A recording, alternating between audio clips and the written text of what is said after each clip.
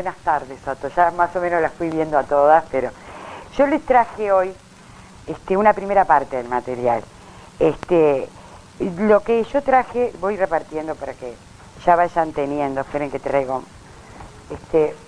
un poco para ir entrando en la figura de Julio Castro, y más importante todavía en su pensamiento, ¿no? Traje dos cositas que pueden ayudar. Una especie de cronología de los principales momentos de su vida y obra, y una selección, pero muy general, de algunos fragmentos de obras de él, ¿no? De la obra de él. Bueno, dejo por acá. Bueno, igual quedan más allá arriba, cualquier cosa. Lo que yo les traje, les decía, es una cronología de su vida, bueno, desde 1908, que nace, algunas de sus actividades, la publicación de algunos de sus trabajos más conocidos, el analfabetismo, el Banco Fijo y la Mesa Colectiva, la Escuela Rural en el Uruguay, algunos datos sobre su actuación, en los distintos congresos nacionales de maestros de escuela rural, su participación en las misiones sociopedagógicas, después parte de su actividad también fuera del país, que fue muy importante. Dirigió CREFAL, que fue un organismo creado por la UNESCO, fue llamado también en el 66 por la UNESCO como asesor, en fin, una serie de datos hasta el año 37 en que a los 68 años de edad es secuestrado y después desaparece, ¿no? Bueno, y luego traje alguna selección de fragmentos. Los que le voy a traer el próximo encuentro es una lista de material bibliográfico por aquellos que tengan interés en leer algo o empezar a leer algo más sobre Julio Castro. Bueno, confieso que lo confieso con honestidad, yo creí que sabía algo de Julio Castro, y cuando empecé a leer para este evento, primero para el artículo que me pidió que hacer, y ahora me di cuenta que no conocía a Julio Castro, que lo empecé a conocer ahora. Y descubrí realmente una figura impresionante, ¿no? Formó parte de aquella generación brillante que tuvo el país en materia de docente, pero además, yo no sé, acá somos todos muy jóvenes, así que ninguno tuvo el privilegio de conocerlo personalmente, ¿no?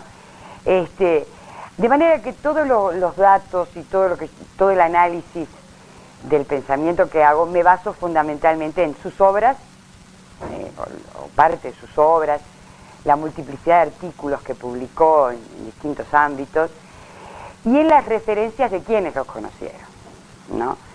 Y fundamentalmente de Miguel Soler, que en muchísimas oportunidades ha escrito sobre la personalidad y sobre el pensamiento. Así que esas serían mis principales fuentes de información.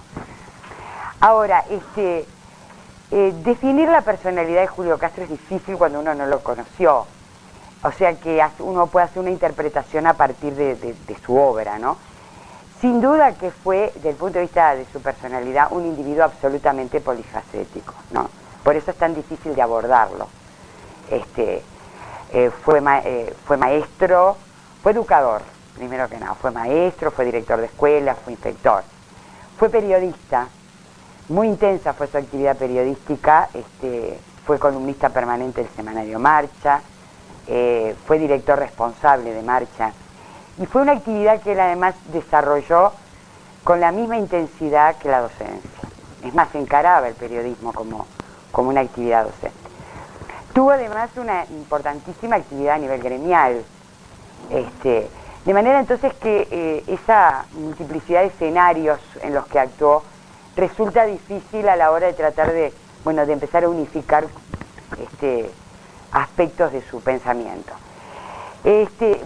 Sin duda que lo que me resultó más difícil de analizar de Julio Castro fue su personalidad, al no haberlo conocido. Pero todos los que lo conocieron destacan dos características fundamentales, coinciden, ¿no? Su enorme condición humana, Hay un artículo que para la próxima les traigo especificado, hay un artículo publicado en la revista Quehacer Educativo de Alfredo Gadino, en un homenaje que le hace a Julio Castro, que señala ese aspecto. Bueno, sin duda Miguel Soler también lo menciona como un aspecto muy sobresaliente de su personalidad. Una enorme condición humana y además un enorme humanitarismo, un humanitarismo que yo diría realista, porque si algo se caracteriza el pensamiento de Julio Castro es que la realidad era su punto de partida y su punto de llegada. Es decir, el pensamiento de él parte siempre de la realidad y llega a la realidad, y a la realidad social. Esa, sin duda, que es un aspecto dominante en toda la obra de él, y en toda su actividad, como periodista y como docente. Pero además, desde el punto de vista pedagógico, yo lo defino como un precursor con mucho de fundador. Porque sin duda que fue Julio Castro el que funda a nivel del pensamiento pedagógico nacional lo que podríamos llamar una pedagogía social. El ubicar el hecho y el proceso educativo en el campo específico de la sociedad y sus problemas, fue realmente él el que lo inició. ¿Sí? Por eso digo que es un precursor con mucho de fundador. Si podemos hablar de una pedagogía social nacional, tendríamos que remitirnos como punto de partida a Julio Castro. Y un poco en eso va a centrar la primera parte de este encuentro, en ver ese carácter de fundador de una pedagogía social nacional como elemento dominante. Bien, cuando yo hice el artículo para Quehacer, quise resumir en dos conceptos o en dos características la personalidad de Julio Castro. Lo definí, tomé como dos características muy representativas de su personalidad: el compromiso y la solidaridad. Es característica que se revela en toda su obra también, y hoy cuando manejemos algunas lecturas de algunos trabajos de él, va a salir a luz inmediatamente esa actitud comprometida fundamentalmente con los más desposeídos. Sin duda que ese fue su gran compromiso. Bueno, toda su obra, tanto su obra pedagógica como su obra periodística, está cruzada por un lenguaje muy riguroso, muy severo y muy comprometido. Hay una verdadera militancia en el lenguaje de Julio Castro. Y eso se denota en la permanente denuncia en todos sus trabajos. Denuncia, por ejemplo, sus análisis sobre la situación socioeconómica y educativa de la campaña, o sus análisis sobre la situación de las sociedades latinoamericanas, la situación socioeconómica de Latinoamérica, todo lo que fue el fenómeno, sigue siendo el fenómeno del imperialismo norteamericano en América Latina, las repercusiones culturales que tuvo ese proceso. Bueno, son características que lo vemos en toda la obra de él, tanto en la obra pedagógica como en la obra periodística. Bien, dado la vastedad de puntos o de puertas por donde podemos entrar al pensamiento de Julio Castro, yo pensé como una posible estrategia de trabajo, dividir un poco en dos etapas. La de hoy, dedicarla fundamentalmente al vínculo de Julio Castro con la educación rural, que fue un aspecto y una faceta muy importante de su vida, pero que quizás, como es la más conocida, se ha olvidado otros aspectos y otras reflexiones de Julio Castro sobre otras temáticas de la educación, como el tema de la laicidad, como el tema de la relación primaria-secundaria, en fin, otros aspectos. Entonces, en la segunda instancia que nos encontremos, abarcar esos otros aspectos de su pensamiento y de su obra. Bien, no sé cuál es la modalidad de trabajo que ustedes prefieren. Yo voy a comenzar un poco exponiendo, pero me interesa que frente a cualquier duda, una pregunta, una reflexión, me interrumpan sin ningún inconveniente, y así hacemos un poco más dinámico. A mí no me molesta moldarme al estilo de trabajo que que vengan llevando en las charlas anteriores. Así que yo voy a comenzar con la exposición, y una exposición que va a estar basada mucho en algunas lecturas. Yo traje acá hecha alguna selección breve, ¿no? Porque me parece que mucho más de lo que yo puedo decir en algunas cosas es, digamos, escuchar a Julio Castro, ¿no?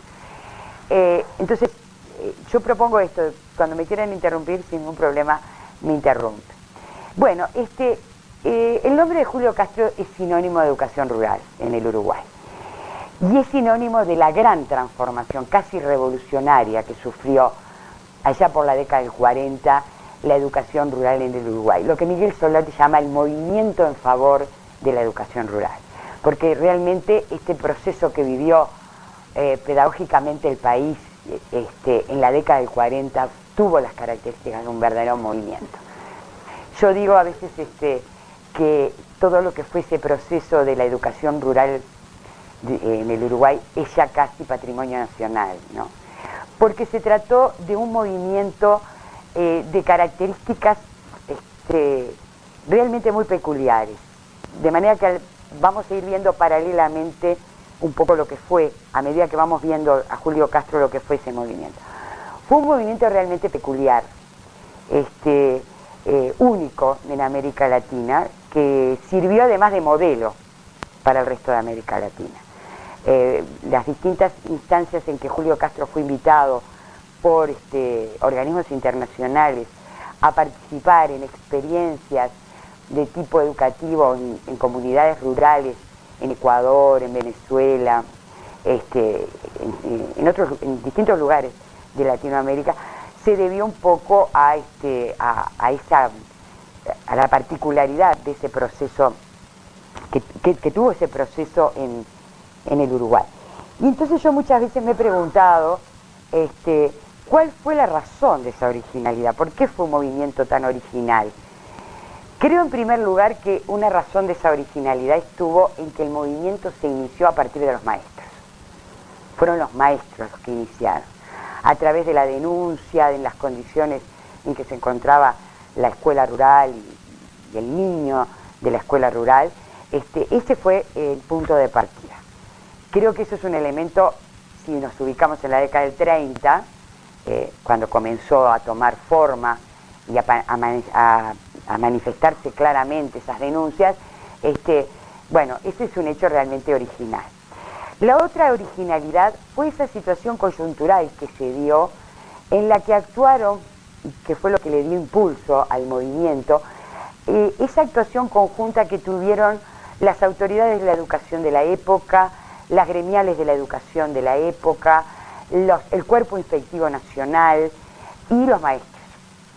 Entonces actuaron conjuntamente. Cada uno hizo su aporte y colaboró a que este movimiento tomara las características y la forma que tuvo. Dice Miguel Soler en un trabajo que se llama La experiencia de la escuela rural en el Uruguay, dice: todo el proceso estuvo presidido por el principio de la más amplia participación y del más profundo respeto a las posiciones mayoritarias que adoptara el magisterio. Así fue hasta el final, y debe dejarse constancia de ello en homenaje a los gobernantes de aquellos años. Como ustedes saben, Miguel Soler fue protagonista directo de todo, como joven maestro rural, fue protagonista de todo este proceso. Pero quizás otra característica que para mí es lo que lo transforma en un movimiento realmente muy peculiar, es que no quedó solamente en el plano de la denuncia. Rápidamente de la denuncia se pasó a la propuesta, de la propuesta se pasó a la acción, con realizaciones muy concretas, y de esas realizaciones se hace elaboración teórica. Por eso constituye un ejemplo claro de creación de un pensamiento pedagógico nacional, con características propias, que no copia a ningún otro, que tiene la originalidad de responder a las necesidades puntuales que la educación rural necesitaba en aquellos años en el Uruguay. Creo que ahí, y esto es una opinión personal, ahí radica la gran originalidad de este movimiento. Y en todo este proceso Julio Castro fue figura central. vamos a ir viendo en la instancia de hoy cómo las ideas que vertebraron todo este movimiento fueron formuladas mayoritariamente por Julio Castro, o fue él por lo menos el que las inicia, ¿no? Bien, decíamos que la denuncia es el punto de partida. El escenario en el que todo este proceso se va a desarrollar y en el que Julio Castro va a actuar protagónicamente es el escenario de los años 30, 40 y 50 en el Uruguay. Un Uruguay muy añorado por la mayoría, ¿no?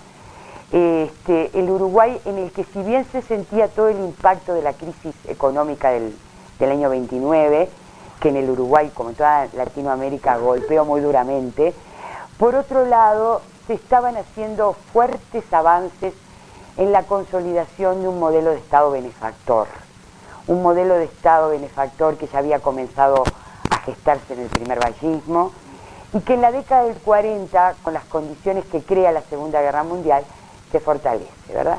Son los años del proteccionismo del Estado, son los años del gran impulso industrializador, son los años del enorme desarrollo de la legislación social y laboral, ¿verdad?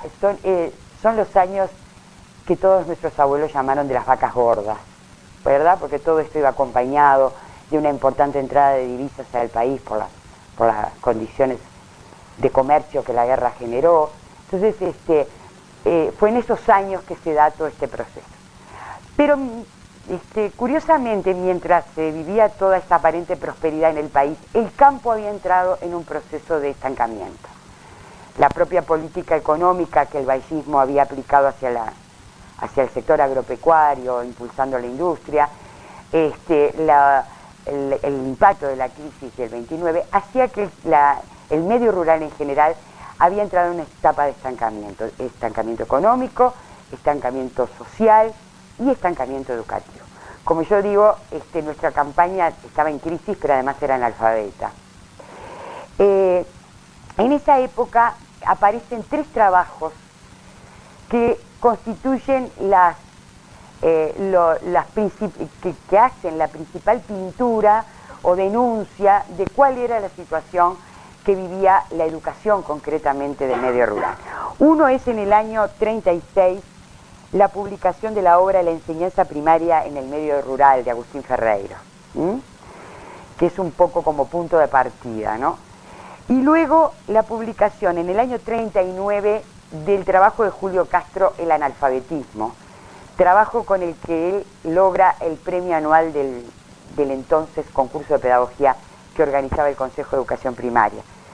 Y allí, en el año 39, con este trabajo Julio Castro obtiene el primer premio.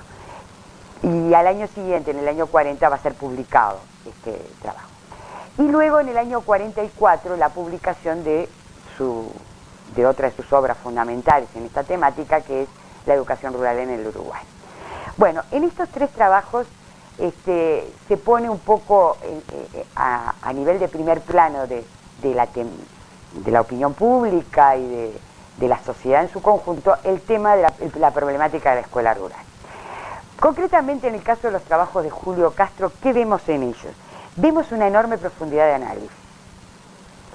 El trabajo del analfabetismo, que fue publicado por Anales, en aquel momento por los Anales de Instrucción Primaria, toda la primera parte, hay un verdadero estudio sociológico, con cuadros, con gráficas, con datos, en una época en que los estudios sociológicos no estaban tan desarrollados. Llama la atención la rigurosidad y la profundidad del análisis. Maneja datos, maneja cifras, pero además los analiza y además los interpreta. Y no los interpreta aisladamente, sino que los interpreta en su conjunto. Estamos hablando de una obra del año 39, de un trabajo del año 39.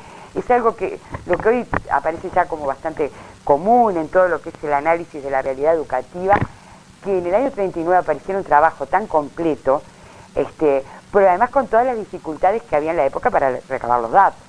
Él mismo señala allí que desde 1908 no se hacía un censo de las condiciones del medio rural en el país, por ejemplo.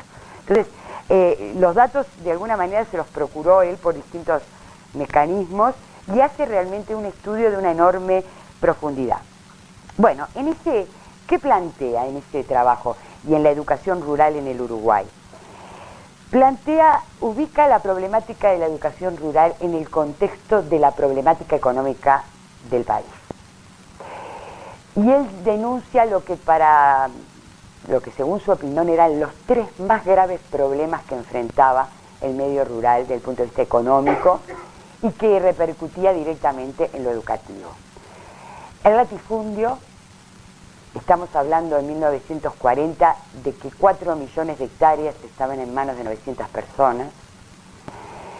La práctica todavía, ya casi en la mitad del siglo XX, de un tipo de explotación ganadera extensiva, fomentada y favorecida por el latifundio, y la dicotomía que existente, esa gran ruptura que existía entre Montevideo y la campaña.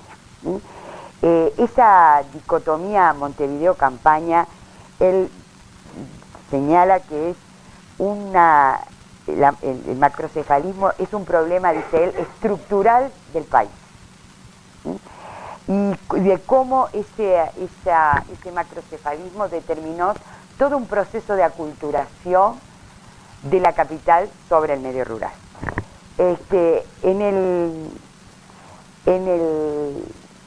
En la selección de artículos que yo hice, en el que habla del analfabetismo, dice, el analfabetismo no es solo un problema cultural, es también una cuestión social, económica y política. Las clases cultas son ciudadanas, son las que legislan, gobiernan y orientan la vida política y cultural. El campo recibe y acepta lo que la capital ofrece. En una palabra, el Uruguay ha tenido un cerebro, Montevideo, y un organismo que responde a ese centro, la campaña. Realmente ese análisis de corte tan sociológico sobre el tema de la dicotomía Montevideo-Campaña resulta como absolutamente precursor para la época. Como ven ustedes, él ubica el analfabetismo también, este es otro aspecto absolutamente renovador que ya va perfilando lo que es después su pensamiento. La concepción del problema del analfabetismo no solo como un problema cultural y pedagógico, sino como un problema económico, político y social. Por lo cual él entendía, y lo sostuvo hasta el fin de sus días, de que abordar el tema del analfabetismo no podía ser hecho solo desde el campo pedagógico, que había que ser abordado desde el campo también económico. No podía pensarse en estrategias de abatimiento del analfabetismo sin pensar en transformaciones económicas y sociales. Él lo planteaba en general y particularmente para el medio rural. Otro tema muy fuertemente analizado por él en la escuela rural en el Uruguay es el tema del proceso de despoblamiento que vivía la campaña. Por ejemplo, dice entre otras cosas, esperen un poquito porque lo traje marcado, dice entre otras cosas, el mantenimiento casi inalterable de la estancia en cuanto a su carácter de explotación territorial extensiva, en contradicción con la evolución que ha sufrido desde el punto de vista de su estructura social, ha generado el problema de la dispersión de la población. Las gentes huyen del campo y el fenómeno se manifiesta en todas las esferas sociales. Los ricos lo hacen porque ya no es necesaria su presencia continua en la estancia para que ésta dé su habitual rendimiento. Las hijas, mujeres, y los hijos que siguen una carrera universitaria, los padres que al llegar a cierta edad se retiran del trabajo activo, van a vivir a Montevideo, dejando la propiedad en manos de asalariados. Pero los pobres también huyen. El pobre que vive de su trabajo, donde hace lo mismo, pues el campo ofrece la desocupación, mientras que en la ciudad hay posibilidades de trabajo, pueden trabajar también las mujeres, y no falta el amigo influyente que promete un empleo, que si no viene nunca es por lo menos un motivo para ir allá a esperarlo. Además de la claridad, la agudeza con que observa. Si no dijéramos que esto es de Julio Castro y que es del año 44, mucho de lo que dice tiene una vigencia impresionante, ¿no? Sin duda que era un agudísimo observador. Bueno, denuncia toda la problemática del rancherío rural, que él dice que no solamente es grave el rancherío como foco como foco de deterioro económico, de la miseria moral, de la miseria social que implica en sí el rancherío, sino que él dice que lo más alarmante del rancherío es cómo va creciendo. Y maneja cifras allí. Bien, luego entra en un análisis detallado de todo lo que es la situación del niño. Menciona, por ejemplo, aspectos vinculados concretamente a la situación educativa del niño del medio rural, la deserción y el fracaso. Solo la mitad de los que se inscribían en el primer año de escuelas rurales completaba el curso. El 58% de los niños de la escuela rural repetía. El trabajo infantil, la desnutrición, el analfabetismo por desuso, etc. Es imposible abarcar en el espacio de esta charla todos los aspectos que él analiza de la situación del medio rural. Sí. Tuve oportunidad de leer la primera de maestros de la escuela De Gesualdo. Era un diario de clase, ¿no? Y todo esto se registraba. Lo que Gesualdo se ubica como dentro de la denuncia. De la denuncia. Por eso digo... Además hacía crítica a los inspectores, crítica, creo que eso de haber incorporado al movimiento también los inspectores. Sin duda, por eso tiene carácter de movimiento, porque en momentos distintos, pero como que había una especie de idea común, ¿no? Y todos veían la problemática rural desde una perspectiva bastante similar. Quizás lo que diferencia a Castro, en mi opinión, ¿no?, es la fuerza que le da él al contexto social. ¿Sí? El ubicar la problemática.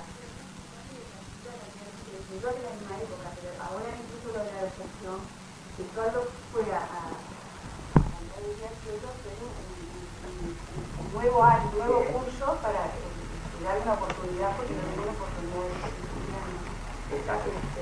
hay una cantidad de situaciones. Claro, lo mismo que Agustín Ferreiro cuando él habla de la migración del campo, del éxodo del campo-ciudad con una problemática que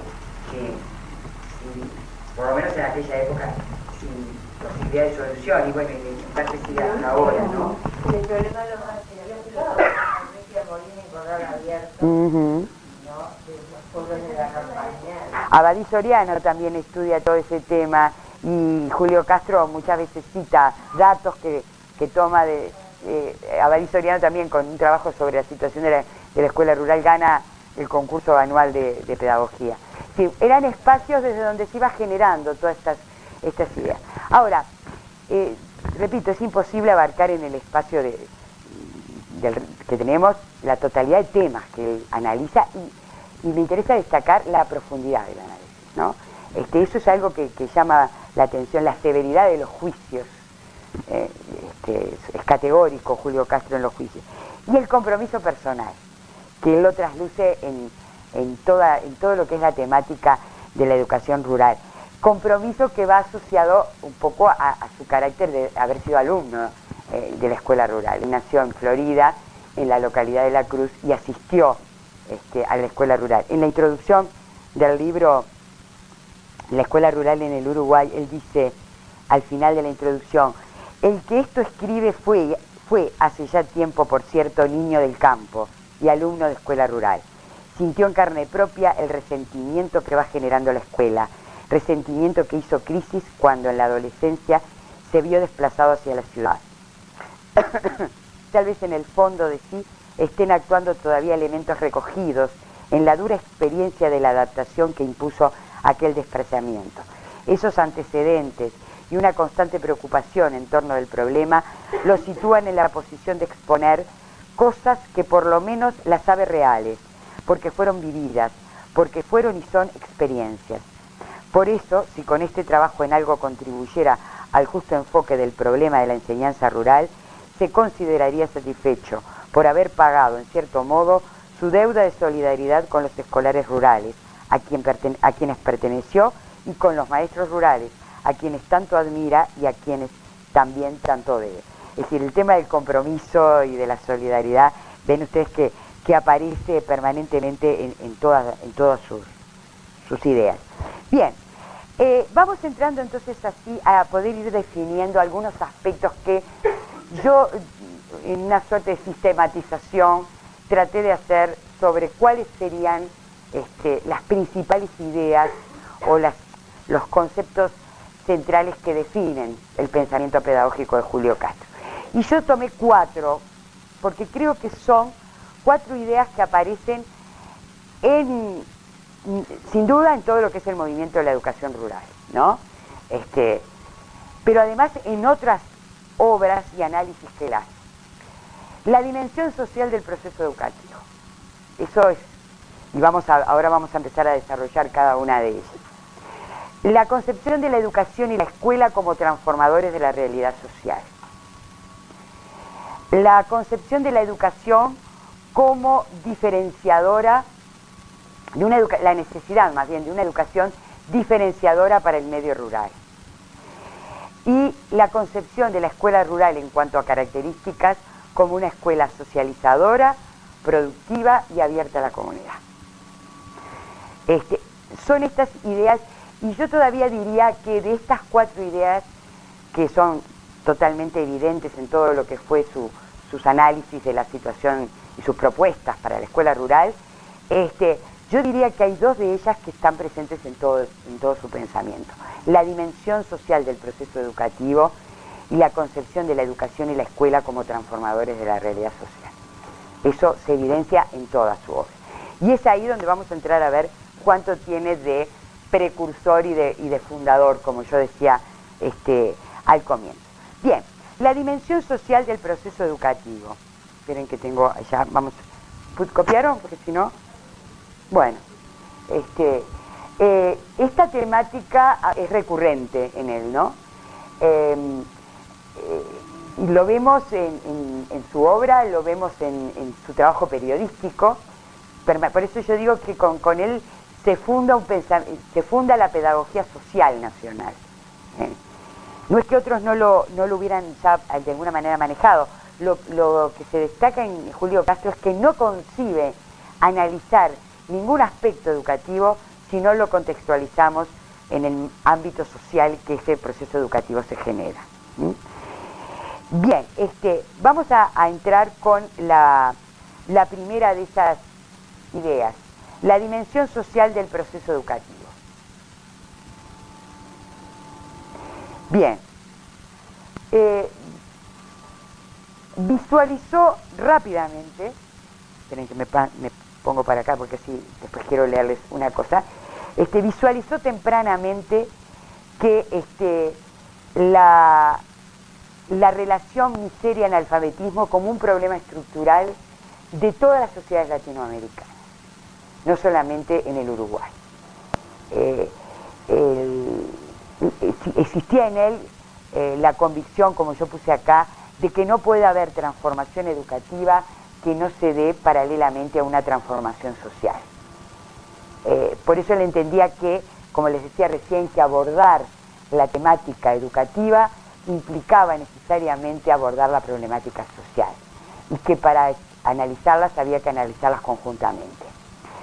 Él entendía que la sociedad, partía de la idea de que la sociedad no era una creación abstracta del intelecto humano, que la sociedad era algo muy vivo, muy complejo y muy cambiante.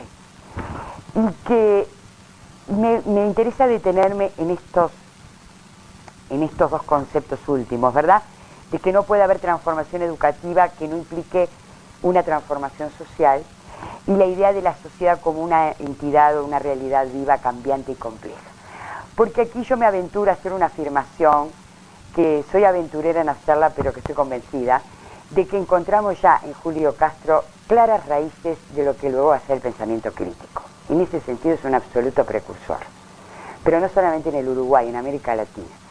Esa concepción del proceso educativo como un proceso socialmente construido e históricamente enmarcado, que constituye uno de los baluartes de la visión crítica de la educación, aparece planteada con total claridad en Julio Castro. ¿Sí? Por eso digo que soy una aventurera en hacer esta afirmación, pero estoy convencida que es así, que es un verdadero precursor a nivel de Latinoamérica de lo que fue luego, 30 años después, el punto, uno de los pilares del análisis crítico de la educación. Esa relación directa entre educación y procesos sociales y la posibilidad de la educación de incidir en esos procesos sociales, de transformar la realidad social. En la escuela rural en el Uruguay, a mí me gusta siempre remitirme a él, porque no queden solamente con la interpretación que yo subjetivamente puedo hacer. Dice en la escuela rural en el Uruguay, dice, se verán retardadas las posibilidades de reforma si el medio social y económico existente no se transforman también. Hasta el presente la evolución sufrida por este no facilita la acción de la escuela rural y todo hace pensar, si se observa su evolución en líneas muy generales, que las resistencias del campo se van acentuando y haciendo más fuertes en vez de disminuir. Una revolución escolar no puede realizarse sin una revolución política y social que le imponga, y mucho más si se trata de una revolución escolar con contenidos sociales. Esta afirmación, cuya veracidad nadie discute, elimina de las posibilidades de los educadores la iniciativa revolucionaria, salvo, se entiende, los ensayos o posiciones de orden individual. Queda pues el otro camino, el de la transformación. Pero ¿cómo puede hacerse esto? Dice, todo proceso de transformación educacional tiene resistencias exteriores e interiores que vencer. O sea, que aparece muy claro, es consciente de que solo desde la educación se puede hacer el cambio social, pero que la educación puede contribuir a incidir directamente en la transformación social. Dice, la transformación, pues, eliminando las posibilidades revolucionarias que no dependen de factores que aquí se consideren, debe hacerse por la conquista pacífica. Dos modos hay, a su vez, a distinguir en esta transformación. Y él se inclina por lo que él llama la otra transformación sería la de atacar los puntos débiles de la resistencia. Allí donde se sabe de la existencia de un medio social propicio, fundar una escuela del tipo de la que se quiere implantar y poner a su frente un maestro que participe de los ideales reformistas. Su acción y su influencia traerán la transformación y con esta la irradiación reformista por centros esporádicos a todo el país. Tenía Julio Castro, que es contagiante en su lectura, una confianza total en la escuela como institución. Le asigna a la escuela, después cuando entremos a ver las características que él define para la escuela rural, lo vamos a ver un poco más detenidamente. Él entiende que la escuela es el gran instrumento desde lo educativo, de transformador de las condiciones sociales, fundamentalmente.